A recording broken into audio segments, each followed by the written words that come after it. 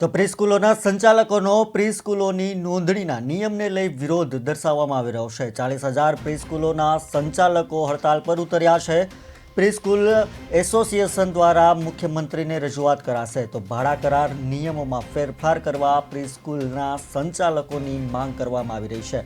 તો મહત્વના સમાચાર, ગુજરાત સરકાર દ્વારા પ્રીસ્કૂલોની નોંધણી માટે નવા નિયમો જાહેર કરવામાં આવ્યા છે, પરંતુ આ નિયમો અત્યંત કડક હોવાથી પ્રીસ્કૂલ સંચાલકોમાં ભારે રોષ જોવા મળી રહ્યો છે અને તેમના વિરોધમાં 40,000 પ્રીસ્કૂલોના સંચાલકો હડતાલ પર ઉતર્યા છે। ત્યારે ગુજરાત ઇન્ડિપેન્ડન્ટ પ્રીસ્કૂલ એસોસિએશન દ્વારા રાજ્યના મુખ્યમંત્રી, શિક્ષણ મંત્રી સહિતના અધિકારીઓને રજૂઆત કરી આ નિયમોમાં ફેરફાર કરવાની માંગ કરવામાં આવી છે। સરકાર દ્વારા ઘડવામાં આવેલા નવા નિયમોમાં મકાન માલિકી અંગેની શરતો અને ભાડાના કરાર અંગેના નિયમો મુજબ ખૂબ કડક છે।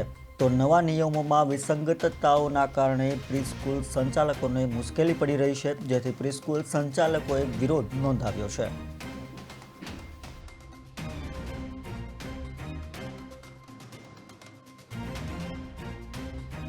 છે કે બીયુ છે, એની પછી ભાડા કરાર છે, ત્રીજો મુદ્દો આવે છે ટ્રસ્ટ।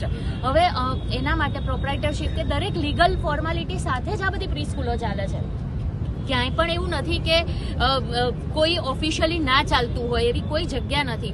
અને ત્રીજી એક માંગણી છે, બાલવાટિકાના રજિસ્ટ્રેશન લઈને થોડા કન્ફ્યુઝન છે, જેમાં બધાને ક્લેરિટી જોઈએ છે। આ મુખ્ય મુદ્દાઓ છે।